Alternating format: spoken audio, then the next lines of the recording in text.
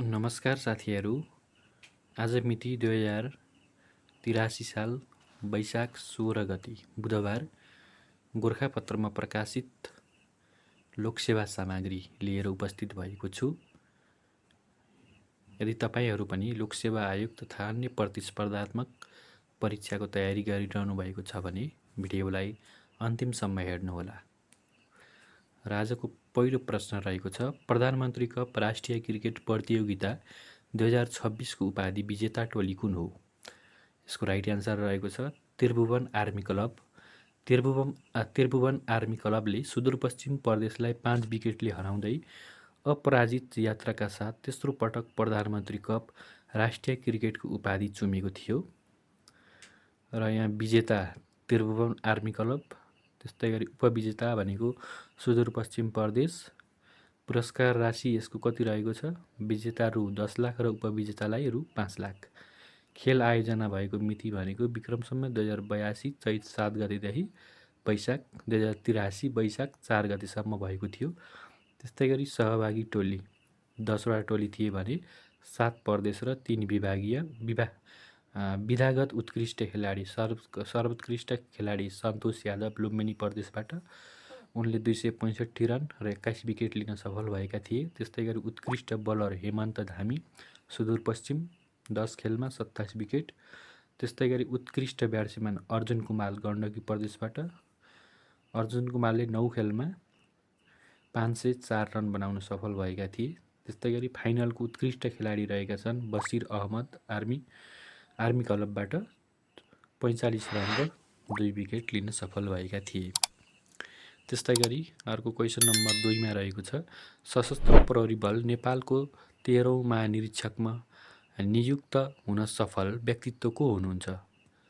नारायण दत्त पौडेल। नियुक्ति मिति 2083 वैशाख 14 गतिको मन्त्री परिषद निर्णय। कार्यकाल सुरु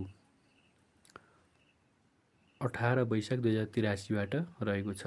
त्यस्तै गरी क्वेसन नम्बर 3 मा रहेको छ, राष्ट्रिय तथ्याङ्क कार्यालयद्वारा 2083 वैशाख 15 मा सार्वजनिक वार्षिक राष्ट्रिय लेखा अनुमान अनुसार आर्थिक वर्ष 2082-83 मा नेपालको आर्थिक वृद्धि दर कति हुने अनुमान छ? यसको राइट एन्सर रहेको छ 3.85%। वृद्धि दर सामान्य रहे पनि नेपाली अर्थतन्त्रको समग्र आकार भने विस्तार भएर 66 खर्ब रुपियाँ पुग्ने प्रक्षेपण गरिएको छ। गत आर्थिक वर्षमा 4.61% वृद्धिसहित अर्थतन्त्र 61 खर्ब 7 अर्ब रहेकोमा यस वर्ष वृद्धि दर केही खुम्चिए पनि अर्थतन्त्रको कुल आयतन भने बढेको छ। त्यस्तै गरी यो तथ्याङ्क चालु आवको सुरुवाती 8 महिनाको वास्तविक तथ्याङ्क रियल डेटा र बाँकी 4 महिनाको अनुमानमा आधारित रहेको छ। त्यस्तै गरी अर्को क्वेसन रहेको छ, प्रश्न नम्बर 4 मा सञ्चार प्रविधिका क्षेत्रमा ठुलो उपलब्धि हासिल गर्दै हालै कुन देशले विश्वकै पहिलो प्री 6G परीक्षण नेटवर्क सञ्चालनमा ल्याएको छ? यसको राइट एन्सर चाइना रहेको छ, चीन। सन् 2026 अप्रिलमा यसको परीक्षण सञ्चालनमा ल्याएको छ। प्री 6G को मुख्य उपलब्धि भनेको विश्वकै पहिलो प्री 6G परीक्षण नेटवर्कको शुभारम्भ, प्रमुख क्षमता हाल प्रचलनमा रहेको 5G भन्दा 10 गुणा बढी प्राविधिक विशेषता, उच्च ब्यान्डविड्थ र न्यूनतम ढिलाइ, लो लेटेन्सी, आर्टिफिसियल इन्टेलिजेन्सको सहज एकीकरण, लामो दूरीको कभरेज र प्रणालीगत प्रमाणीकरण। त्यस्तै गरी प्रश्न नम्बर 5 मा रहेको छ, कर्मचारीलाई योग्यता, क्षमता, कार्यसम्पादन, अनुभव र दक्षताका आधारमा एक ठाउँबाट अर्को ठाउँमा सरुवा गर्ने वा जिम्मेवारी दिने प्रक्रियालाई के भनिन्छ? यसको राइट एन्सर रहेको छ मेरिटमा आधारित सरुवा तथा पदस्थापन, merit based transfer and placement. नेपालमा नयाँ सरकारद्वारा विक्रम सम्वत 2082 चैत महिनादेखि यसको सुरुवात गरिएको थियो।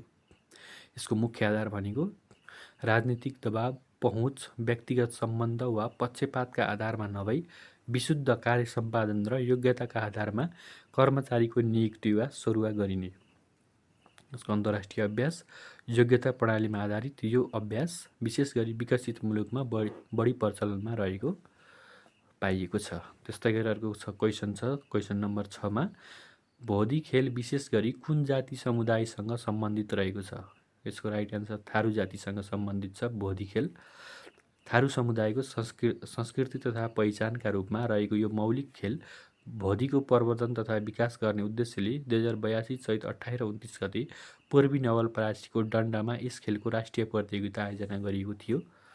त्यस्तै गरी प्रश्न नम्बर 7 मा रहेको छ 20औं NNIPA स्पोर्ट्स अवार्ड 2082 अन्तर्गत सर्वोत्कृष्ट खेलाडीको अवार्डबाट सम्मानित हुने खेलाडी को हुन्? पुरुषतर्फ स्यान्टु श्रेष्ठ टेबल टेनिस र महिलातर्फ एरिका गुरुङ कराते। त्यस्तै गरी यहाँ सर्वोत्कृष्ट खेलाडीको पुरस्कार राशि र ट्रफीसहित जनैरू 1 लाख भनेर दिएको छ। यो टेबल हजुरहरूले सरसर्ती पढ्नुहोला। त्यस्तै प्रश्न नम्बर 8 मा रहेको छ सरकारले समस्याग्रस्त सहकारीका कति रुपियाँसम्म बचत भएका सदस्यलाई बचत तथा कर्जा सुरक्षण कोष मार्फत रकम फिर्ता गर्ने निर्णय गरेको छ? 5 लाख रुपियाँसम्म। घोषणाको आधार भनेको विक्रम सम्वत 2082 चैत 15 गते सार्वजनिक गरिएको सुशासन मार्गचित्र 2082। त्यस्तै क्वेसन नम्बर 9 मा रहेको छ नेपालको इतिहासमा कुन घटनालाई बस्नेत पर्व पनि भनिन्छ? भण्डारखाल पर्व। Question number 10 the dark cloud नामक औपन्यासिक कृतिका सर्जक को हुन्? बङ्गलादेशी लेखिका जहा आरा। नेपाल नगरपालिका सङ्घको 33औं स्थापना दिवसका अवसरमा उत्कृष्ट नगरपालिका पुरस्कार 2082 बाट कुन नगरपालिकालाई सम्मानित गरिएको छ? मन्थली नगरपालिका रामेछाप। प्रतिनिधि सभाका सभामुख डोलप्रसाद अर्यालद्वारा प्रदान गरिएको थियो। मन्थली नगरपालिकाका प्रमुख लभ श्रेष्ठद्वारा पुरस्कार ग्रहण। आर्थिक वर्ष 2081-82 मा स्थानीय आर्थिक विकास सुशासन र प्रभावकारी सेवा प्रवाहमा उल्लेखनीय कार्य सम्पादन गरे बापत सम्मानित गरिएको थियो। यो काठमाडौँमा आयोजित कार्यक्रममा अवार्ड प्रदान गरिएको थियो। यो एकदमै इम्पोर्टेन्ट हुनसक्छ। त्यस्तै प्रश्न नम्बर 12 मा रहेको छ निवृत्त भरण पेन्सन दिने सेवाग्राहीले घरैबाट पेन्सन नवीकरण गर्न सक्ने गरी ई पेन्सन प्रमाणीकरण प्रणालीको सुरुवात कहिले गरिएको हो? विक्रम सम्वत 2082 चैत 27 गते अर्थमन्त्री डाक्टर सोडिम वाग्लेद्वारा शुभारम्भ गरिएको थियो। प्रणाली विकास गर्ने निकाय भनेको महालेखा निरीक्षकको नियन्त्रकको कार्यालय हो। त्यस्तै गरी प्रश्न नम्बर 13 सरकारले तर्जुमा गरेको 100 दिने कार्यसूची अनुसार आगामी 5 वर्षमा कति रोजगारी सिर्जना गर्ने लक्ष्य रहेको छ? 15 लाख। त्यस्तै प्रश्न number 14 Vindhyavasini life time achievement award 2082 बाट सम्मानित हुने कलाकार को हुनुहुन्छ? शम्भुजित बास्कोटा। पुरस्कार राशि भनेको रु 1 लाख। त्यस्तै गरी प्रश्न नम्बर 15 पहिचान विशेष सम्मान 2082 बाट सम्मानित हुने स्रष्टा को हुनुहुन्छ? प्राज्ञ बैरागी कोइरा काइला। पुरस्कार राशि भनेको रु 5 लाख रहेको छ। त्यस्तै प्रश्न नम्बर 16 हालै सरकारले नागरिक एपमा कुन कुन व्यक्तिगत पञ्जीकरणका सूचना एकीकृत गर्ने प्रक्रिया अघि बढाएको छ? जन्म विवाह र सम्बन्ध विच्छेद सम्बन्धी दर्ता। जन्म विवाह र सम्बन्ध विच्छेद जस्ता राष्ट्रिय पञ्जीकरणका सूचना नागरिक एपमा एकीकृत गरिने भएको लक्ष्य भनेको यसको के रहेको छ भन्दा डिजिटल सुशासन सुदृढ गर्ने र नागरिक सेवालाई अनलाइन माध्यमबाट तीव्र बनाउने। अन्तिम चरणमा रहेका अन्य सेवा भनेको निजामती कर्मचारीको व्यक्तिगत विवरण, लोकसेवा आयोगको परीक्षार्थी प्रवेशपत्र, वैदेशिक अध्ययनका लागि आवश्यक नो अब्जेक्सन सर्टिफिकेट NOC।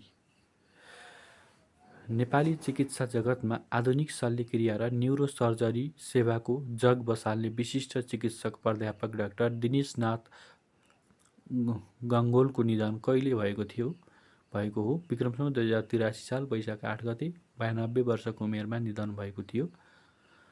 र यिनै थिए साथीहरू आजको गोरखापत्रमा प्रकाशित भएको यो लोकसेवा सामग्री। आजको यो भिडियो हजुरहरूलाई कस्तो लाग्यो कृपया कमेन्ट मार्फत आफ्नो प्रतिक्रिया पनि दिन नभुल्नुहोला र हाम्रो च्यानललाई सब्स्क्राइब गर्नुहोला। धन्यवाद।